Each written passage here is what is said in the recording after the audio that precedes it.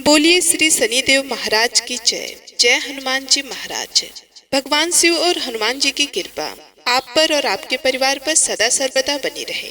आज के वीडियो में आप श्रवण करेंगे न्याय के देवता शनिदेव तथा हनुमान जी की बड़ी ही दुर्लभ कथा। पुराणों के अनुसार शनिदेव का नाम एक कृष्ण भी है। यह नाम स्वयं श्री कृष्ण भगवान ने शनिदेव को दिया था।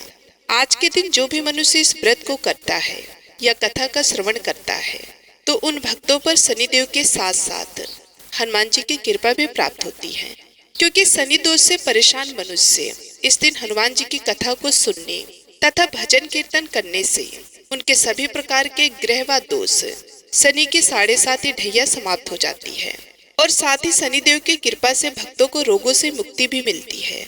धन पुत्र व्यापार में तरक्की होती है, बुरा समय भी समाप्त हो जाता है। ऐसा हमारे पुराणों में वर्णित है।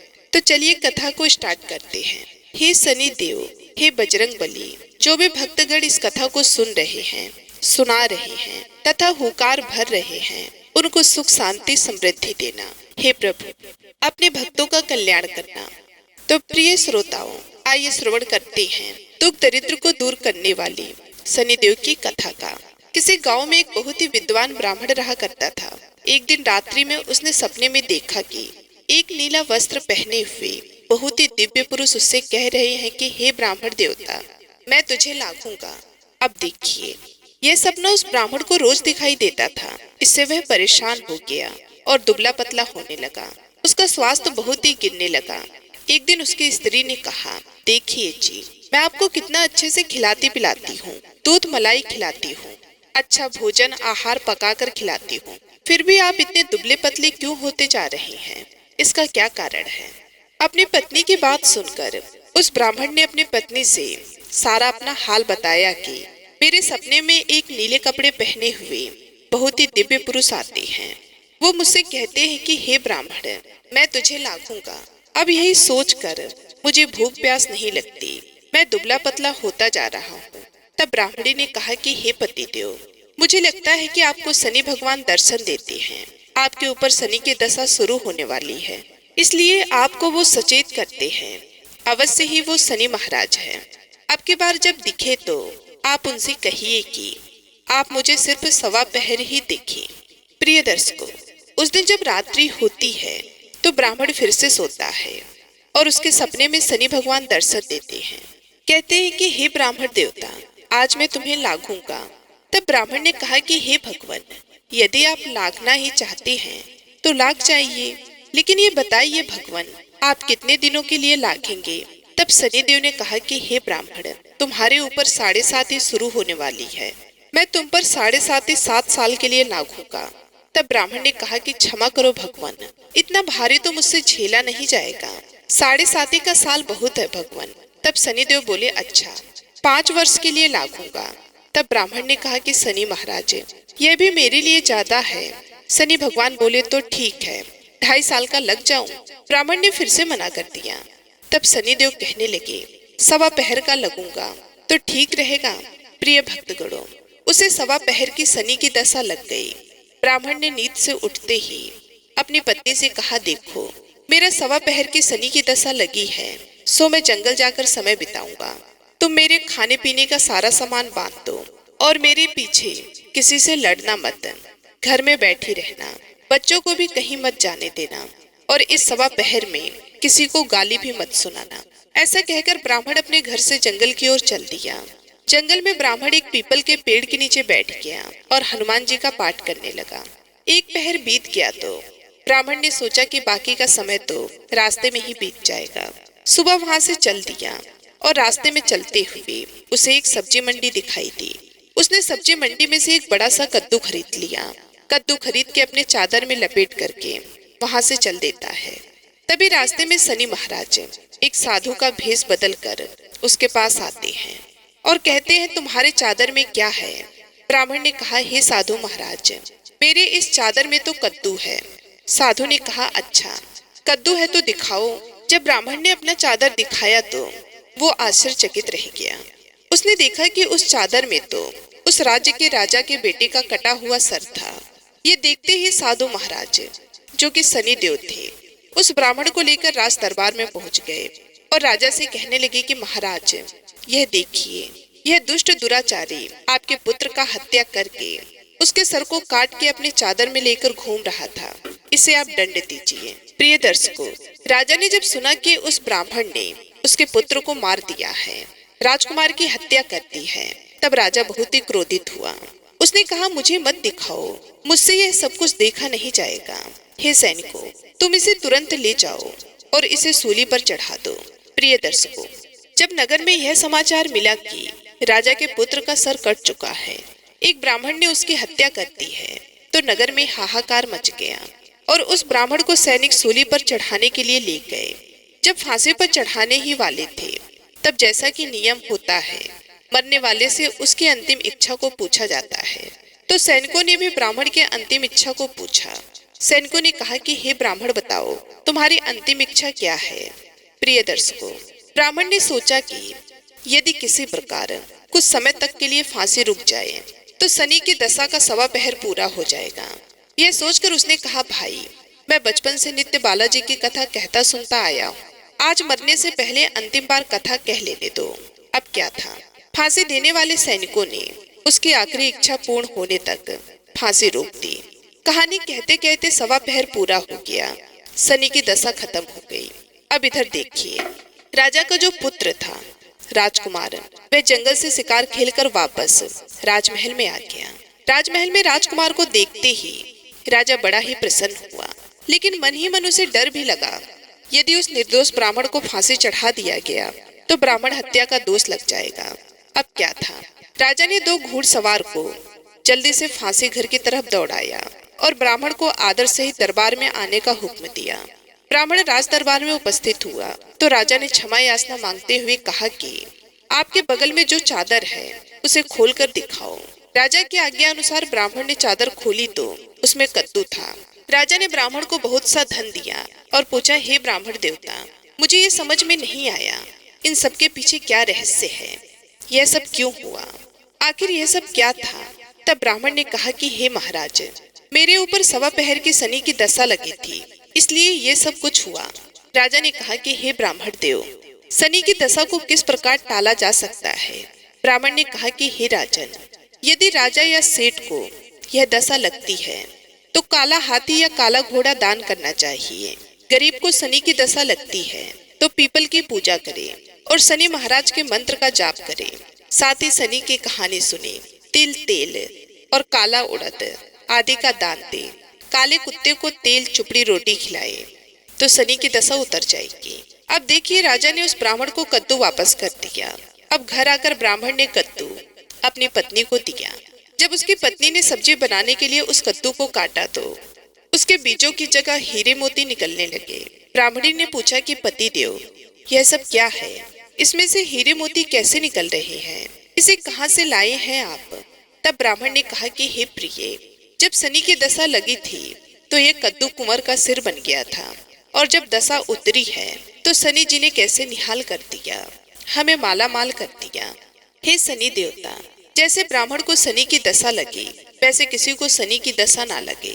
जैसे ब्राह्मण को धन दौलत मिला वैसे सबको धन दौलत मिले। कथा को कहने वाले, कथा को सुनने वाले, पुकार भरने वाले को एक बार प्रेम से बोलिए, शनिदेव महाराज की जय। ओम नमः शिवाय। अब आइए श्रवण करते हैं भगवान शनिदेव की दूसरी कथा। ये कथा सुनने से भक्तों को मन वांछित फल की प्राप्ति होती है। नर्मदा नदी के किनारे एक गांव में बहुत ही बड़े साहूकार का परिवार निवास करता था। साहूकार की मृत्यु हो चुकी थी। घर में साहूकारनी तथा उसके 2 बेटे, एक बड़ी बहू थी। साहूकारनी का छोटा बेटा मानसिक रोग से ग्रस्त था।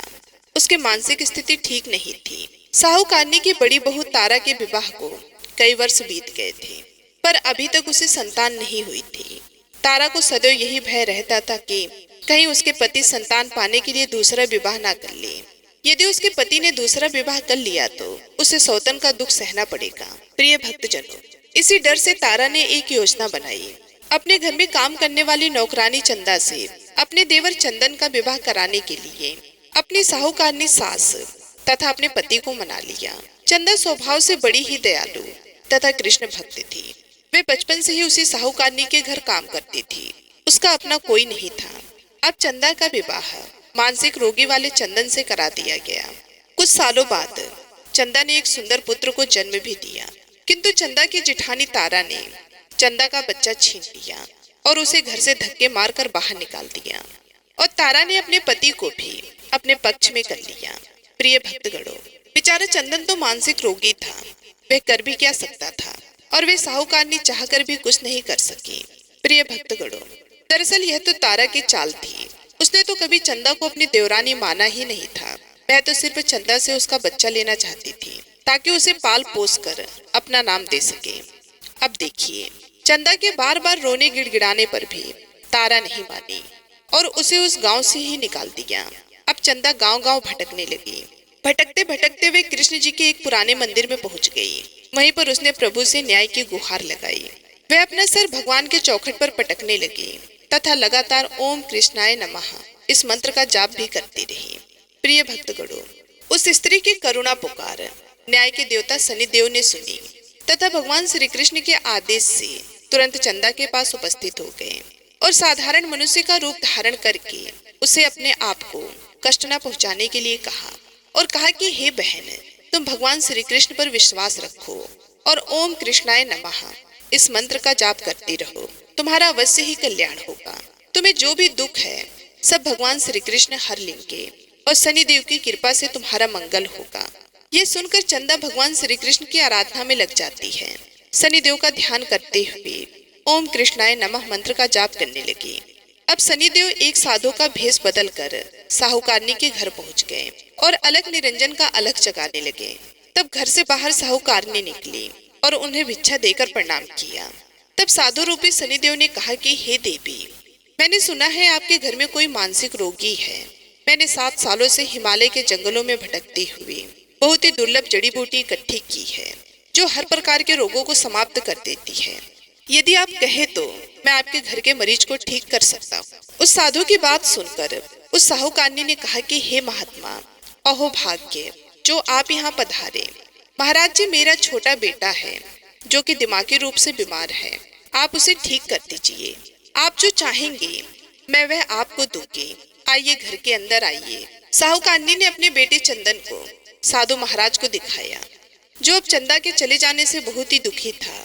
साधु महाराज ने अपने कमंडल से जल निकालकर उसे आमंत्रित करके चंदन को पीने के लिए दिया। उस जल को पीते ही चंदन बिल्कुल ठीक हो गया और साधु महाराज ने तारा को भी बहुत समझाया कि वे चंदा का बच्चा उसे वापस कर दे और अपनी गलती को स्वीकार कर ले, किंतु तारा नहीं मानी। वह तो उल्टे ही साधु महाराज को ही डांटने लगी। यहाँ तक कि चंदन के ठीक होने से उससे ईर्ष्या भी होने लगी। इस बात से रुष्ट होकर भगवान शनिदेव की दशा तारा को लग गई और वह मानसिक रोगी हो गई। उसका एक हाथ लकवा से ग्रस्त हो गया। साधु महाराज के बताए अनुसार चंदन अपनी पत्नी चंदा को घर ले आया और अपनी पत्नी, बच्चे और माँ के साथ हंसी खुशी जीवन व्यतीत करने लगा। प्रिय दर्शकों, तारा को शनिदेव ने उसके कर्मों का फल दिया और चंदा के सिर्फ ओम कृष्णाय नमः मंत्र का जाप करने से उस पर कृपा बरसाई और उसका बच्चा, पति, परिवार वापस मिल गया। उसका पति स्वस्थ हो गया। जय शनिदेव, जय जय शनिदेव, ओम नमः शिवाय। प्रिय दर्शकों, कथा को समाप्त करने से पहले बहुत ही महत्वपूर्ण जानकारी के विषय में साढ़े साती क्या होती है, इससे लोग क्यों डरते हैं। देखिए, यह बात सही है कि साढ़े साती के समय व्यक्ति को कठिनाइयों एवं परेशानियों का सामना करना होता है, किंतु इसमें घबराने वाली कोई बात नहीं है। इसमें कठिनाई और मुश्किल हालात जरूर आते हैं, परंतु इस दौरान व्यक्ति को कामयाबी भी मिलती है। बहुत से व्यक्ति साढ़े साती के प्रभाव से सफलता की ऊंचाइयों पर पहुंच जाते हैं। साढ़े साती व्यक्ति को कर्मशील बनाता है और उसे कर्म की ओर ले जाता है। हठी, अभिमानी और कठोर व्यक्तित्व वाले व्यक्ति से ये काफी मेहनत करवाता है। साढ़े साती के 3 चरण होते हैं। साढ़े साती का पहला चरण नजदीकी रिश्तेदारों और जातक को प्रभावित करता है। साढ़े साती का दूसरा चरण व्यापार और गृहस्थ को प्रभावित करता है। साढ़े साती का तीसरा पहर जो परिवार और स्वास्थ्य को प्रभावित करता है। भगवान शनिदेव न्याय के देवता हैं। यह कभी भी किसी को ऐसे ही दंड नहीं देते। यदि दंड देते हैं तो उसे उसके साथ ही साथ बहुत ही बड़ी शिक्षा भी देते हैं। जैसे एक माता अपने पुत्र की गलती पर उसे दंड देती है, उसकी भलाई के लिए, उसे सही मार्ग पर ले जाने के लिए, ठीक वैसे ही शनिदेव कर्म और न्याय के पथ पर चलने के लिए मनुष्य को दंड देते हैं। ताकि वे डर कर आगे ऐसा कार्य ना करे और अपने जीवन को सरल और सार्थक बनाए। भगवान शनिदेव तो न्याय की मूर्ति है। इनकी पूजा तथा भक्ति करके व्यक्ति धन दौलत से संपन्न हो जाता है, सफलता की नई ऊंचाइयों को छूता है, जीवन में तरक्की करता है, घर में सुख समृद्धि वैभव का आगमन होता है, व्यक्ति का जीवन सुखमय हो जाता है। भगवान शनिदेव को प्रसन्न करने के लिए शनिवार के दिन पीपल के पेड़ के नीचे शाम को दिया अवश्य ही जलाएं और कुत्ते को तेल से चुपड़ी रोटी खिलाएं। शनिवार को जल में तिल डालकर पीपल को जल चढ़ाएं। इससे शनिदेव अत्यंत ही प्रसन्न होते हैं। और महामंत्र ओम कृष्णाय नमः मंत्र का जाप भी करें। ओम गंग गणपतये नमः। पौराणिक कथा के अनुसार बहुत पुराने समय की बात है। एक साहूकार निधि, उसका बेटा और बहू थे। पति की मृत्यु युवावस्था में ही हो गई थी। इस तरह उस साहूकारनी का रोज का नियम था, वे हनुमान जी के मंदिर में जाया करती थी और साथ में पूरी हलवा और चूरमा बनाकर ले जाती थी और हनुमान जी से कहती थी, कांदे सोटो लाल लंगोटो, हनुमान जी खाए चूरमे और रोटी। मैंने तुम्हें दिया जवानी में, तुम मुझे देना बुढ़ापे में। अब क्या था, पूजा करने के बाद वे साहूकारनी अपने घर आई तो उसकी बहू बोली, सासू जी तुम चूरमा रोटी लेकर कहाँ जाती हो? रोज वे साहूकारनी बोलती, बहू बालाजी के मंदिर में जाती हो। बहू बोली, मंदिर में तो नहीं जाती आप, हमें तो लगता है कि आप अपने खाने के लिए रोज चूरमा और हलवा पूरी बनाती हैं और चोरी चुपके जा करके कहीं खा लेती हैं। प्रिय दर्शकों, सास अपनी बहू की बातें सुनती है तो भी कुछ नहीं बोलती और उसे मन में बड़ा दुख होता है। उसे ये दुख होता है कि वे भगवान की भक्ति करती है और उसकी बहू उसे चटोरी कह रही है। अब क्या था, दुख के मारे वह जाकर अपने कमरे में सो जाती है। सोते सोते 5 दिन हो गए। हनुमान जी सपने में आए और बोले, हे साहूकारनी तूने तो जवानी में दिया है, मैं तुझे बुढ़ापे में देता हूँ। साहूकारनी बोली, हे हनुमान जी आज तो आप मुझे खाने के लिए दे देंगे, लेकिन रोज कौन देगा? हनुमान जी बोले, हे साहूकारनी मैं तुम्हें रोज दूंगा। अब क्या था, हनुमान जी की महिमा देखिए, उन्होंने साहूकारनी को खाने के लिए चूरमा रोटी हलवा पूरी दिया। साहूकारनी चुपचाप चूरमा रोटी खा लेती। इसी प्रकार 5-6 दिन बीतते हैं और धीरे धीरे बहू के घर में से अचानक अनाज इत्यादि खत्म होने लगते हैं। उसके पास कुछ नहीं रहा, सब चीजों में घाटा पड़ गया। बहू ने सोचा, सास को 7 दिन हो गए हैं, मैंने तो उन्हें खाने को कुछ दिया भी नहीं, देखो तो कैसी हैं। अब देखिए, बहू अपने सास के कमरे में जाकर देखती है तो उसने क्या देखा कि उसके सास तो अच्छी भली मोटी ताजी है। बहू बोली, सासू जी मैंने तुम्हें खाने को भी नहीं दिया और तुम क्या खाती हो, इतनी स्वस्थ और मोटी ताजी हो। बहू के बात सुनकर सास बोली कि मुझे तो हनुमान जी मीठे मीठे हलवा चूरमा और रोटी दे जाते हैं, मैं वही खाती हूँ। अब क्या था, वे बहू सास के पैरों में गिर गई। उसे पछतावा हुआ। वह बोली, हे सासू माँ हम तो तुम्हारे भाग का खाते हैं, हमारे घर में तो कुछ भी नहीं रहा। मैंने आपको खाना नहीं दिया, मैंने आपके भक्ति को झूठा समझा, आपको चटोरी समझा, इसलिए भगवान ने मुझे दंड दिया। 7 दिन के अंदर ही हमारे घर से अनाज धन इत्यादि सभी समाप्त हो गया। हे सासू माँ अब आप ही सब कुछ संभालें, मुझे आपकी भक्ति पर विश्वास हो गया। आपने हनुमान जी को भोग लगाया जवानी में और हनुमान जी ने आपको वही भोग बुढ़ापे में लौटाया। आपका पेट भरा। हनुमान जी की महिमा अपरंपार है, कोटि कोटि प्रणाम है।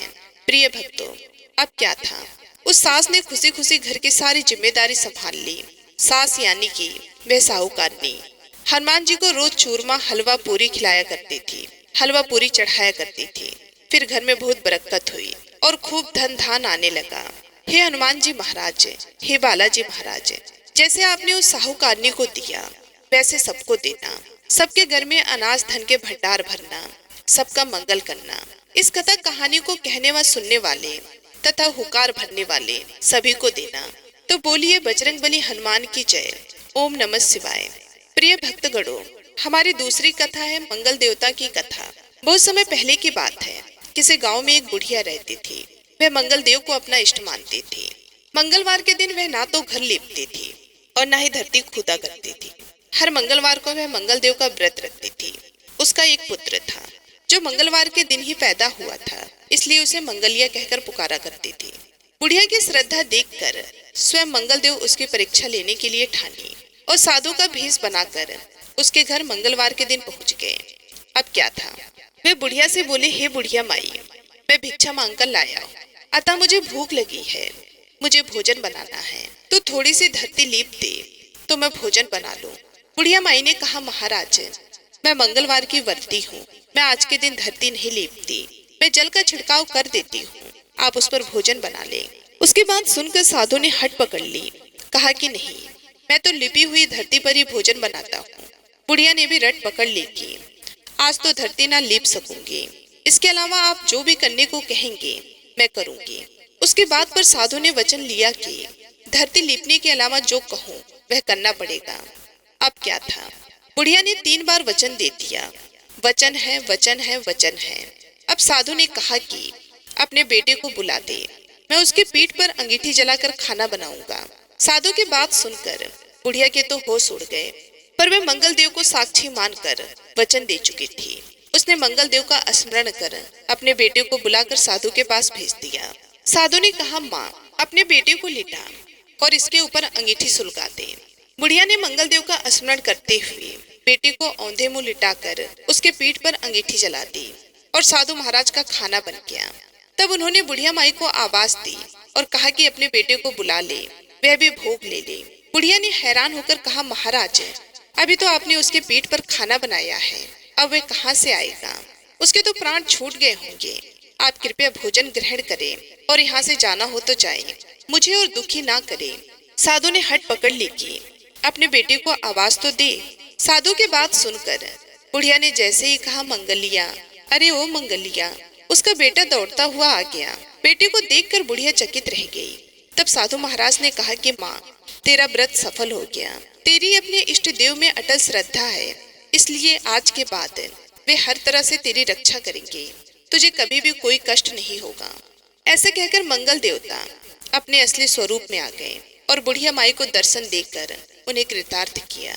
अब मंगल देवता के आशीर्वाद से बुढ़िया माई के बेटे का विवाह हो गया। सुंदर, रूपवती, संस्कारी, सभी गुणों से संपन्न बहू लक्ष्मी रूपा बहू उनके घर में आ गई और मंगलिया की भी नौकरी राजा के राज दरबार में लग गई।